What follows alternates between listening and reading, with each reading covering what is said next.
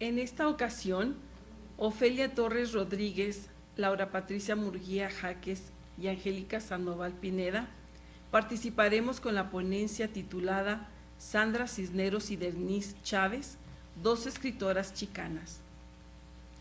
Es un hecho indiscutible que la literatura chicana cada vez más está tomando auge. Cada día, más escritores vuelven su mirada a este género, por lo que su lectura y estudio despierta mayor interés. Es por esto que en diversas universidades de los Estados Unidos y de otras partes del mundo existen centros de estudios chicanos dedicados al análisis y difusión de esta narrativa. En ella, la mujer reclama un espacio y desde la trinchera de las letras, las escritoras alzan su voz y dan a conocer la problemática propia de su género. Sin embargo, no podemos hablar de literatura chicana sin conocer someramente el origen de esta. El 2 de febrero de 1848 se firma el Tratado de Guadalupe Hidalgo entre los Estados Unidos y México, por el cual este último cedía el 55% de su territorio al país del norte: Arizona, California, Nuevo México, Utah, Nevada y regiones de Colorado. Las leyes que protegían a los mexicanos residentes en estas tierras fueron constantemente violadas. A partir de entonces, se vivirían años de prohibiciones y malos tratos. Estos acontecimientos marcan el inicio de la literatura chicana, pero en la década de los 70 es cuando adquiere una mayor difusión. Tal como observa Federico Erguiluz Ortiz, la identificación con un grupo étnico y cultural difiere al de la mayoría, se sitúa como una de las causas principales de la aparición de la llamada literatura chicana. A la afirmación de una identidad contribuirá una creación literaria propia con un marcado carácter de protesta social. Caracterizada por su intención del uso del lenguaje literario y lo temático, esta literatura desborda las fronteras en busca de un lector ávido de retos. Antonio Rubio nos dice acerca de la denuncia de las condiciones sociales en las que vivían los latinoamericanos en Estados Unidos, y pronto se unió además una reivindicación de los valores culturales propios absorbidos por el melting pot made in the USA. En 1968, en búsqueda de la reafirmación como pueblo bajo la égida de otro pueblo, comienza a surgir una nueva disciplina en las universidades de California: los estudios chicanos. Los acontecimientos anteriores marcan el inicio de la nueva literatura chicana. Sin embargo, el movimiento chicano campesino y el movimiento estudiantil chicano de Aztlán permiten el boom de esta literatura, primero con un alto contenido social, para abrirse posteriormente a nuevas formas experimentales. Con la creación del Premio Quinto Sol, inicia un proceso de autopromoción bajo conceptos como el nacionalismo cultural. La escritura de los autores Tomás Rivera con Y no se lo tragó la tierra, Miguel Méndez con Los peregrinos de Aztlán, Ron Arias con El camino a Tamazunchale, entre la de muchos otros, permitió el florecimiento de esta literatura. A partir de la difusión y enriquecimiento de esta literatura, se reconoce y se valora a la comunidad chicana, aunque en este discurso narrativo se le daba a la mujer el papel doméstico sin reconocer su participación en el espacio laboral, en el activismo social ni en la escritura. A partir de los años 70 y 80 empiezan a aparecer las primeras escritoras chicanas, quienes, preocupadas por la problemática propia de las mujeres, expresan a través de la escritura sus intereses, deseos y necesidades. La mujer comienza a hacerse un espacio en el panorama de las letras chicanas y no podemos negar la contribución de ellas tanto en poesía como en narrativa. Destacan Estela Portillo, Lorna Di Cervantes, Ana Castillo, Gloria Anzaldúa, Sandra Cisneros y Denise Chávez, entre muchas otras. Podemos decir que la historia de la literatura chicana hecha por escritoras empieza con los cuentos de Estela Portillo en 1975, en su libro titulado Reign of Scorpions and Other Writings. En estos textos se hacen presentes los temas de la liberación de la mujer y la creación de un espacio vital propio en reacción al trato dado por el hombre y a la explotación de un sistema económico opresivo. Como veremos, la historia también juega un papel importante en la literatura creada por mujeres, la cual generalmente se publica en inglés. En los años 80, a la sombra del movimiento sociopolítico chicano y a la del movimiento feminista angloamericano, surge una nueva e importante generación de escritoras chicanas, entre las cuales se encuentra Sandra Cisneros y Denise Chávez. Ellas tratan a su manera de cuestionar críticamente estos dos movimientos hegemónicos, respectivamente masculinos y blancos, buscando romper con la doble o triple marginalización que experimentan dentro y fuera de sus hogares y comunidades. La influencia de la tradición oral en la literatura de estas escritoras se percibe claramente en la reinterpretación que hacen de leyendas y mitos mexicanos, como la leyenda de la Llorona, que escribe Sandra Cisneros en el cuento El arroyo de la Llorona y Los ojos de Zapata. La leyenda en cuestión y el héroe revolucionario le sirven fundamentalmente para demostrar una ideología feminista. De igual manera, Denise Chávez utiliza la figura de Pedro Infante, el charro mexicano, para enfatizar la de la mujer en una sociedad patriarcal, por lo cual ambas se inscriben dentro del movimiento feminista. Históricamente, la literatura femenina se basa en un estado de discriminación, así como en la sexualidad asumida básicamente como diferencia, y a partir de estos puntos se construye el discurso narrativo femenino. La mujer se concibe como lo otro, ese otro socialmente sometido. De ahí que las chicanas cobren conciencia de este sometimiento por su raza, por su género y por su clase social, lo que determina la literatura chicana femenina. Carmen Sales Delgado señala que la identidad femenina dentro de una sociedad basada en unos valores que asumen la superioridad del hombre, como es el caso de la literatura chicana, ha estado inevitablemente definida por los hombres. Es por ello que, como señala Anzaldúa en Borderlands, La Frontier, The New Mestiza, las mujeres en la cultura chicana no son percibidas como individuos independientes, sino que se definen por su relación con respecto al hombre, es decir, por ser madres, esposas e hijas. Lo cual nos remite al asunto de la familia vista, tanto como el primer contacto con la opresión a mayor escala de la mujer, como el principal instrumento de su ejecución. También nos recuerda a Beauvoir, diciendo que la mujer estaba igualmente condenada a no poseer más de un poder precario, esclava o ídolo. Jamás ha sido ella misma quien ha elegido su suerte. Citamos a Saldúa. La mujer no es vista como un ser independiente, como su propia cosa, sino que es descrita en relación con otros. Esto se puede ejemplificar con la famosa frase sobre la violencia contra la mujer, utilizada principalmente por los hombres aliados al feminismo, que dice "She's someone's sister, mother, daughter, wife", lo cual se podría traducir como ella es la hermana, madre, hija o esposa de alguien. La frase en sí tiene una intención benévola, pero la impresión generada nos hace pensar que la mujer no debe ser maltratada en virtud de ser de valor para otro alguien, lo cual no se explicita, pero ese otro alguien está implicado como un hombre.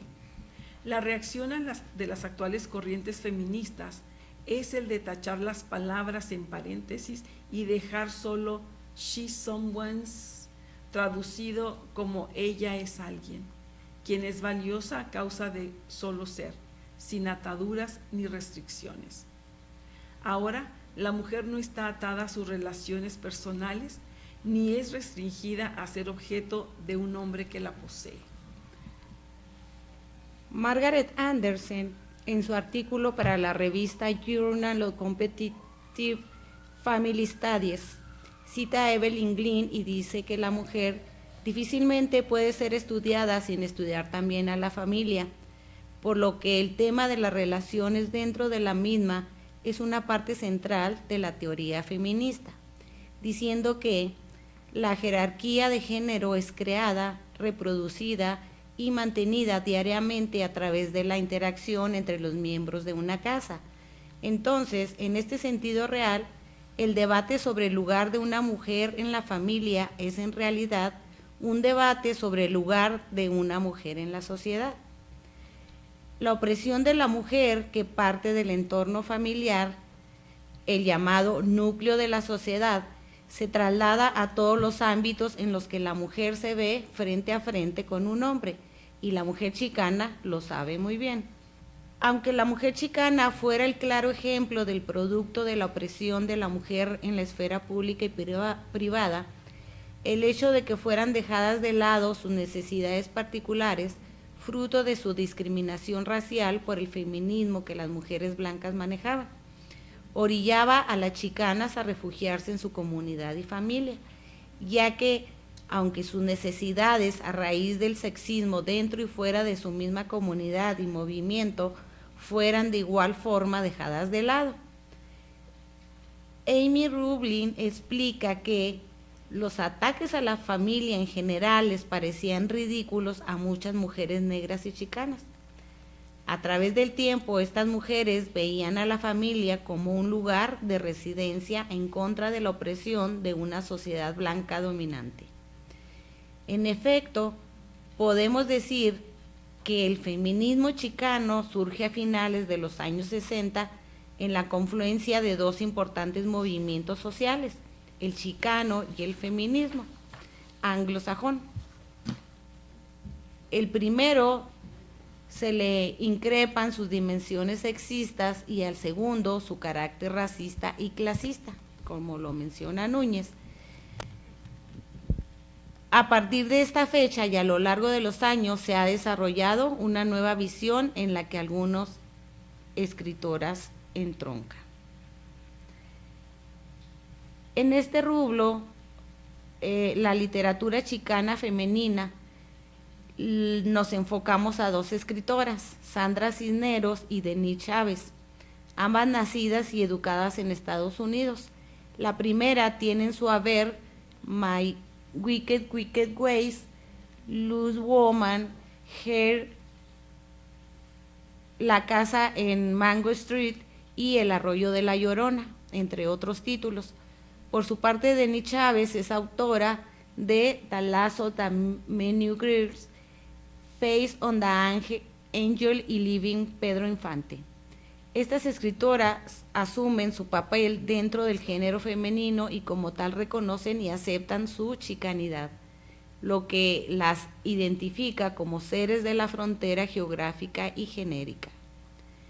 Sandra Cisneros y Denise Chávez exploran nuevos caminos para criticar y destruir las representaciones tradicionales de género, de raza y de clase social.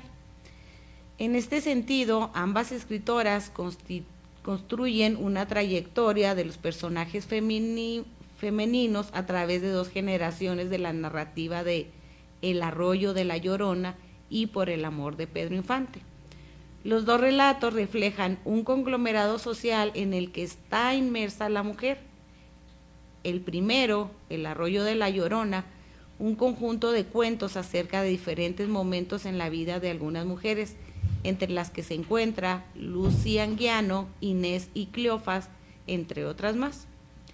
Las protagonistas Inés y Cleofas son piezas reemplazables que una vez utilizadas se intercambian por otras, por lo que queda establecida la eterna dicotomía del opresor oprimido, hombre-mujer, en el cual el hombre es el instrumento opresor y violento y en un escalón inferior sus mujeres.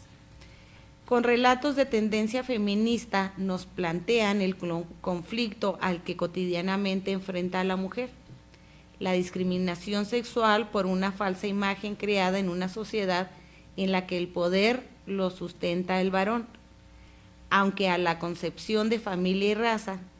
En este sentido nos encontramos en la geografía del texto a Inés, mujer indígena, amante de Emiliano Zapata, y quien vive a la sombra del hombre, esperando siempre, a pesar del olvido del héroe.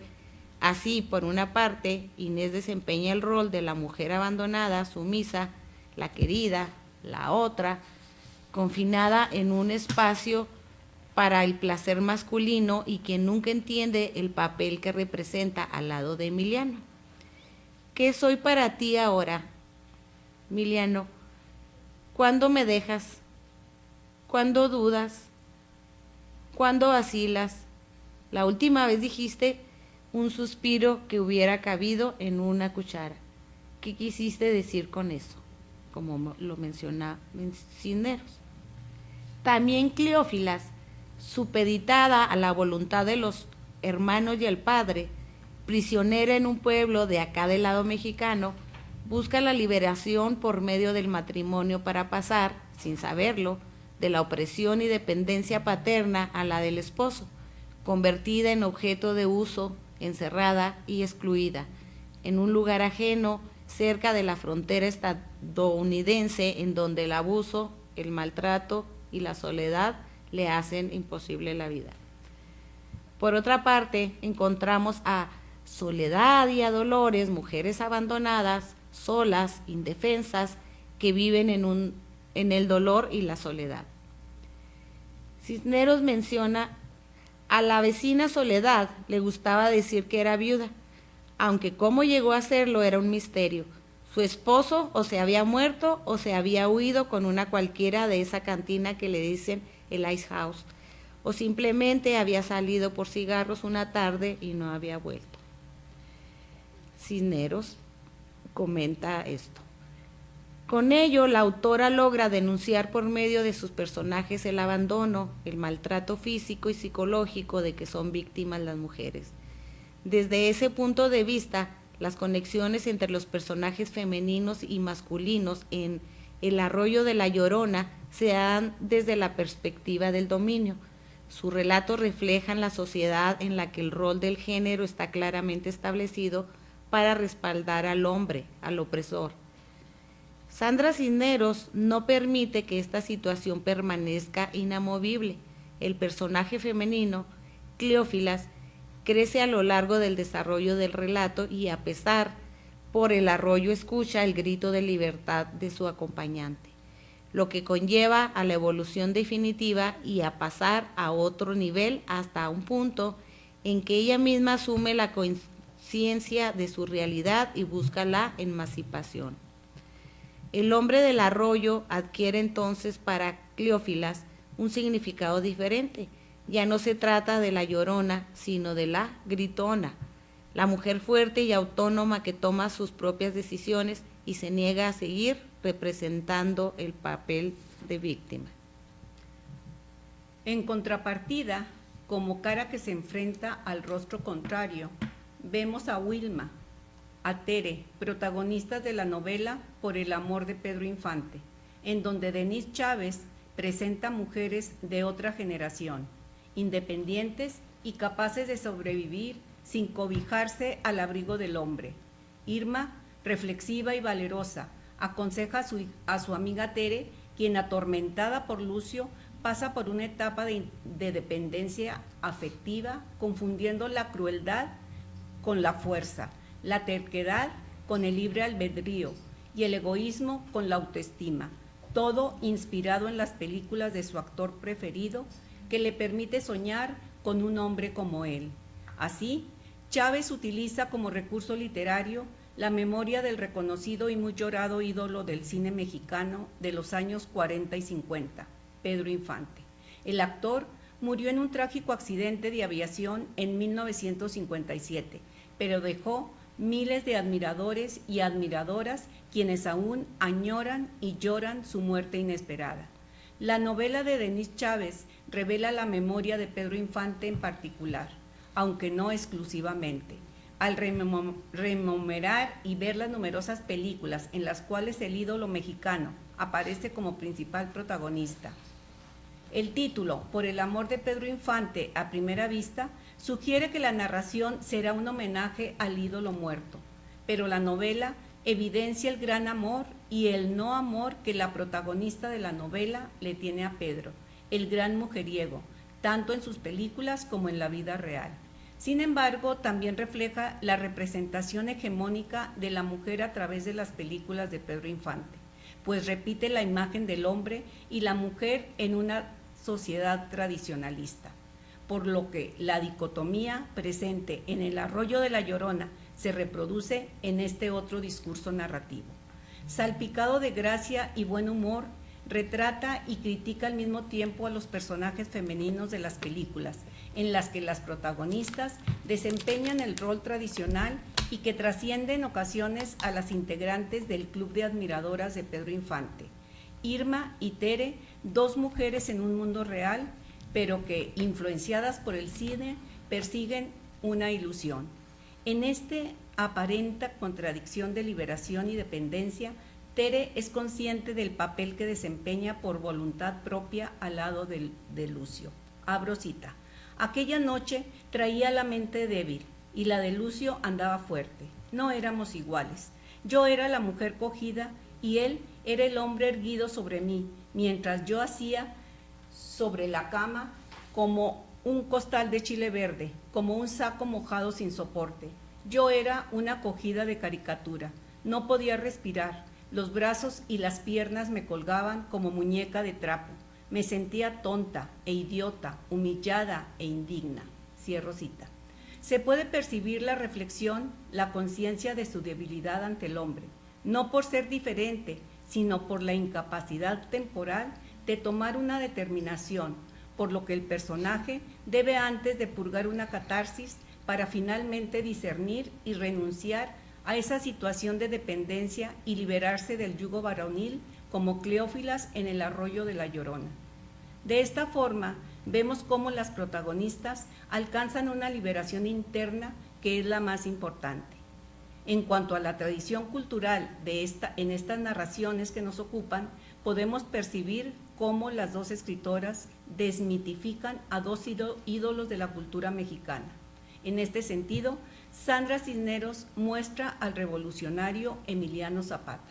Su figura no surge como la imagen del héroe que lucha y muere por la justicia social, tradicionalmente rodeada de un aura de santidad y bondad, sino que aparece en el texto con una imagen distorsionada al presentar al ser humano, al hombre que goza, sufre, ríe y llora, al hombre que discrimina entre la esposa y la otra, causa constante del abandono y sufrimiento de la mujer.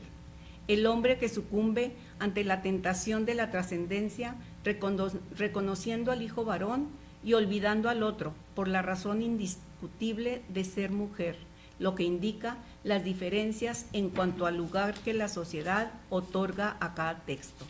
De igual manera, Denis Chávez rompe el ídolo de barro que representa a Pedro Infante. Este desciende del pedestal en que ha permanecido por muchos años y expone al hombre con sus virtudes, defectos y con el poder opresivo que ejerce sobre las mujeres. Abro cita. A Pedro Infante le gustaban las jóvenes. Ahí estaba Lupita, la madre de su primera hija. Eran unos chavos cuando él la embarazó. Después estuvo María Luisa. Nunca tuvieron hijos propios, pero adoptaron a una sobrina. María Luisa fue la única de sus amantes de más edad que él. Luego estuvo Lupe Torrentera, madre de 3 hijos más. Irma Dorantes, la joven actriz de cine, quien tuvo una niña con Pedro, Irmita, y que después se casó con él, aunque el matrimonio se anuló una semana antes de que muriera. Cierro cita. Pedro no es el ideal masculino con el que sueñan las mujeres. Las cualidades en el ídolo son la presencia y la voz. Por lo demás, es un ser inmaduro e infantil en constante búsqueda de romances para afirmar su hombría. Las repetidas aventuras, los numerosos hijos y los matrimonios frustrados son prueba más contundente de su verdadera realidad. Las dos escritoras critican, deconstruyen y resignifican estos mitos culturales tan arraigados en nuestra sociedad y logran romper la visión reconocida y aceptada de estos hombres. Con este rompimiento se cuestiona lo establecido y ponen en duda concepciones tradicionalistas con respecto a la mujer. En el contexto colectivo, la problemática social de la mujer se repite también en los espacios de trabajo. Mientras los personajes femeninos de El Arroyo de la Llorona están confinados a desempeñar trabajos dentro del hogar, las protagonistas de Por el amor de Pedro Infante son mujeres con mediana formación académica que trabajan fuera de las paredes del hogar, en espacios conferidos tradicionalmente a los hombres, como en el caso de Irma y Tere. A consecuencia de esto, el problema tradicional y de género se rompe y la mujer sale y se posesiona de campo de trabajo externo a la casa familiar. De igual forma, mientras los hombres de los relatos de Cisneros se reúnen en cantinas, espacio destinado exclusivamente a los varones, en la novela de Chávez son espacios accesibles a la mujer. Otro punto importante entre las dos autoras es la alusión a la homosexualidad. Los dos relatos abordan personajes que aceptan y exponen sus preferencias sexuales. Por un lado, conocemos a Tristán, un joven dedicado al teatro y cuya familia admite y reconoce la profesión del hijo. Por otra parte, se encuentra Ubaldo, integrante del Club de Admiradoras de Pedro Infante, un joven sensible que padece y siente igual que las mujeres. En este sentido, las escritoras que nos ocupan desarrollan un discurso con la política y la conciencia del cuerpo y vemos por igual la sensibilidad femenina y masculina modificando los patrones tradicionales de conducta sexual en ambos sexos. En conclusión, así pues, se desprende de los personajes propuestos que Sandra Cisneros nos presenta una sociedad mayormente tradicionalista en donde la mujer encuentra serios obstáculos para obtener libertad de acción. Desde sus personajes infantiles hasta los adultos, aprenden los roles que la sociedad impone. La mayoría de los personajes femeninos están marginados y sufren casos de violencia y maltrato. Sin embargo, también están las mujeres que se rebelan y tratan de independizarse. Denise Chávez invita a las mujeres a dejar de ser ilusas, a poner los pies sobre la tierra, a dejar de buscar al hombre ideal que no existe. Sus personajes son actuales, mujeres que ríen, sufren, lloran, trabajan y hacen a sí mismas en una sociedad en la cual se lucha para obtener lo que se quiere. Las narraciones dejan bien definido que el patrón tradicional femenino ha sido creado por la sociedad. En ella se establece cómo debe ser la mujer relacionándose con el mundo, con las personas a su alrededor, con el sexo opuesto, con la familia, la actitud ante el trabajo. Estas formas son, en gran medida, las responsables del comportamiento femenino y de la imagen aprendida de lo que es correcto, de tal manera que hasta la misma mujer ve frecuentemente como normal el rol que desempeña, por lo cual es necesario que se alcancen voces de protesta y que ayuden como a Inés, a Cleófila y a Tere y tantas otras mujeres a romper con las cadenas y liberarse de ataduras que no les permiten crecer interiormente, abrir la mente para lograr el reconocimiento como ser humano sin distinción de raza, sexo o condición social.